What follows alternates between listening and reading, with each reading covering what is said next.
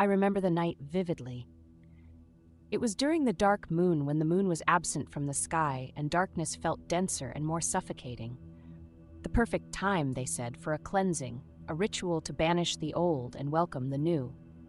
My grandmother had always warned me about meddling with rituals I didn't fully understand, but the allure of something ancient and powerful was too tempting to resist.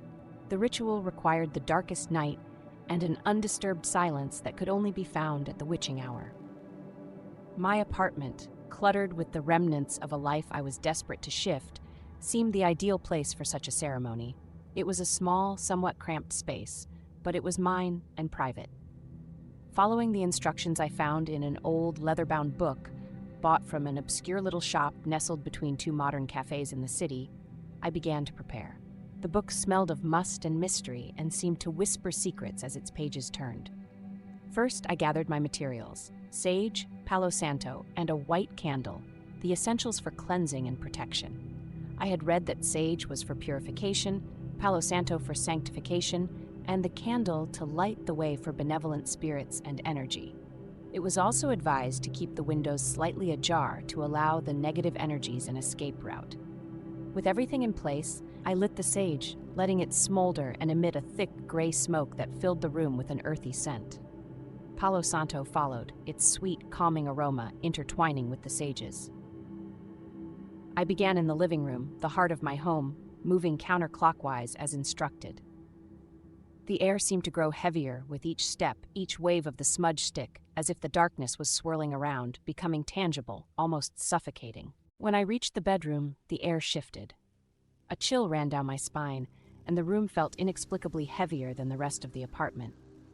The book had warned that this might happen, that places where we lay our heads often hold the most energy, good and bad. I hesitated at the doorway, my hand trembling slightly as I held the smoldering sage. Determined, I stepped inside, moving the smoke under the bed, around the windows, and into the closet. I whispered a small prayer, a plea for any malevolent forces to leave, and for protection to fill the void they left behind. That's when I heard a low, guttural growl like something primal and angry had been disturbed. I froze, sage stick poised midair, my heart thudding painfully against my ribs. The sound came again, closer this time, as if whatever made it was right beside me. But when I turned, nothing was there. Just the flickering candlelight casting elongated shadows against the walls. Shadows that seemed to writhe and twist as I watched, heart in my throat. With a deep breath, I tried to calm my racing heart, telling myself it was just my imagination, a side effect of the late hour and the eerie context of the ritual. I resumed the cleansing, waving the sage more vigorously as if the added energy might banish my growing fear and spiritual heaviness. As I cleared the last corner of the room, the growling ceased abruptly, replaced by a stifling silence that seemed to press against my ears. Relief washed over me momentarily until I realized that the candle, previously flickering with lively flames, now burned with a blue hue, an unnatural, ghostly color I recalled reading that a blue flame signified the presence of a spiritual entity. My skepticism about such matters was strong, but so was the evidence unfolding before my eyes. With a newfound respect and a dose of dread, I spoke into the quiet, stating my intentions clearly. I mean no harm. I seek only to cleanse and protect my home. No reply came, and the heaviness began to lift as if my words had been heeded. I moved to the next room, continuing the ritual with more confidence. Each room felt lighter and easier as I progressed. When I returned to the living room, the initial terror had faded to a mere echo, a memory of what might have been just a trick of the mind. After completing the circuit around my apartment, I extinguished the sage and Palo Santo, leaving the white candle to burn through to completion as a beacon for positive energy. Exhausted but satisfied, I crawled into bed, the earlier fear replaced by a veil of safety and comfort. However, sleep did not find me easily. When they finally came, my dreams were vivid and unsettling. I dreamt of shadows moving just beyond my sight, whispers filled with warnings, and eyes watching from the darkness. I awoke frequently, each time feeling as if something had just left the room, as if the remnants of my ritual had stirred more than just old energies. The following day, the world seemed brighter, my apartment fresher, as if a tangible change had occurred.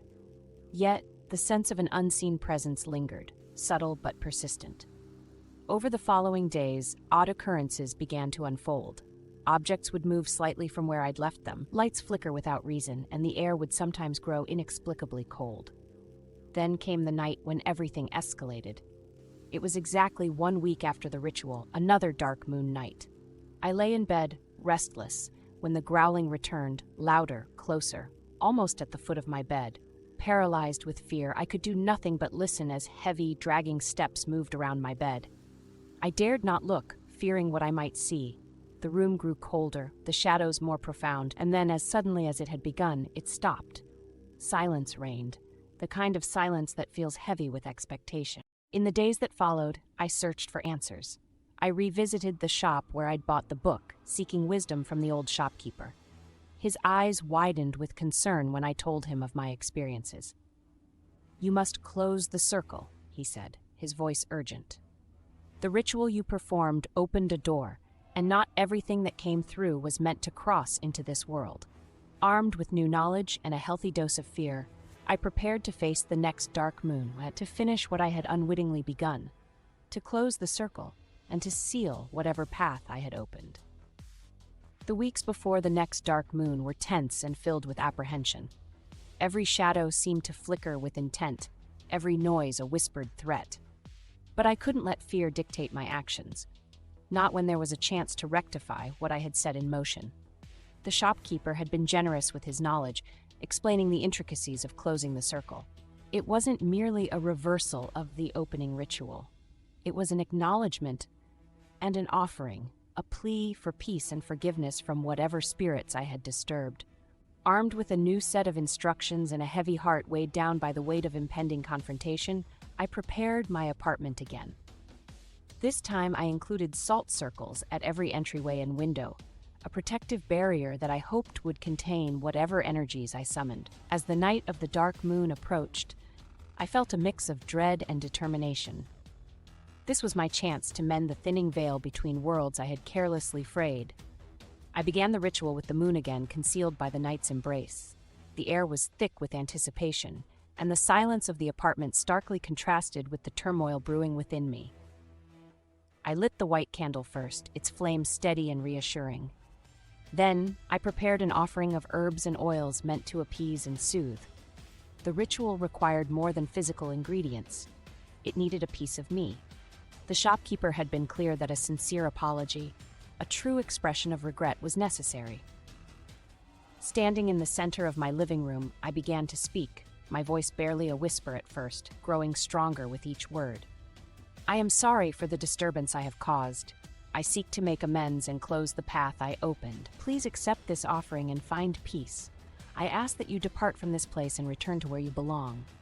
As I spoke, the candle's flame flickered wildly, as if agitated by my words. After I finished the plea, I burned the herbs, the sweet scent filling the air, hopefully placating the unrested spirits. The apartment grew colder, the edges of my vision darkening as if the light from the candle could no longer reach the walls.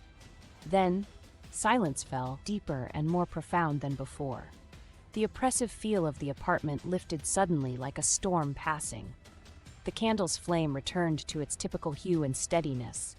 Breathing a sigh of relief, I let the candle burn to its end, watching over it like a sentinel. When the dawn finally broke, painting the sky with streaks of orange and pink, I felt a sense of closure. The apartment felt lighter, as if it had exhaled a long-held breath. In the following days, the odd occurrences ceased. The atmosphere of my home returned to normal, no longer charged with unexplained energies.